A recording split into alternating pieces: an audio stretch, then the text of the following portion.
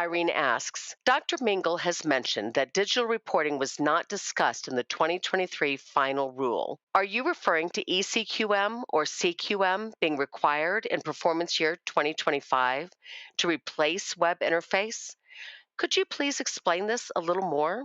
Well, thanks, Irene, for the great question. The answer is no, I was not referring to the replacement of the web interface with ECQMs and MIPS CQMs. And you're not alone in confusing the terms.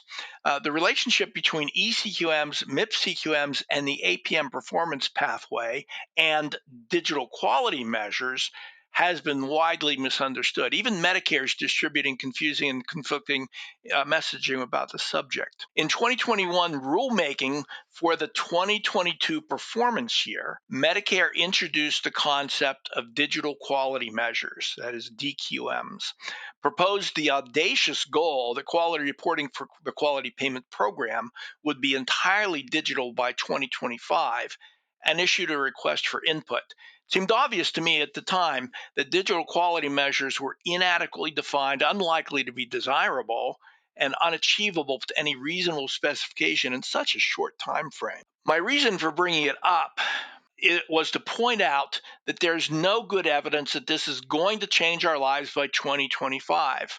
Two things have happened since Medicare introduced the topic in 2021 that support that conclusion. In March of 22, Medicare issued a digital quality measured strategic roadmap. You can access that strategic roadmap and other collateral on the ECQI Resources Center at healthit.gov. It's a good document. It describes the current situation well. It presents a laudable vision for a more functional future, and it lays out a reasonable and rational set of work that could credibly get us there. But nowhere in the strategic roadmap is there a mention of a date for full conversion to a digital measurement system. So it doesn't look like entirely digital system is just a couple short years away. Finally, in this final rule for the 2023 performance year, there are only two mentions of the digital quality measurement strategy and no mention of an implementation date. One mention is the acknowledgement that it was previously subject of a request for information.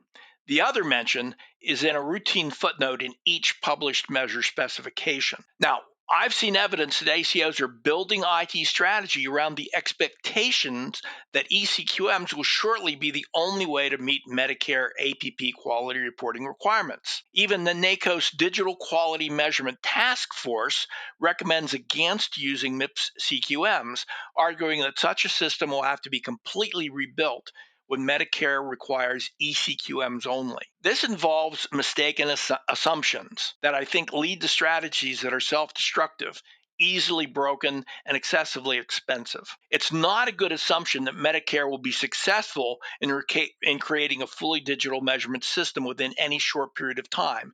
It's not required by legislation. It's not even reflected in the rules except as an RFI. It is not a good assumption that your MIPS CQM vendor won't still be the best source of your ECQM measure analytics and submission. EHRs are simply not good at quality analytics and reporting, and certainly not against multiple EHRs in the typical ACO. It does not fit their business model. It's an enormous ask to expect them to report out of multiple platforms or show the necessary flexibility in measure choices and data sources. In contrast, it's a small step for qualified registries to restrict their analytics and reporting to just digital data sources.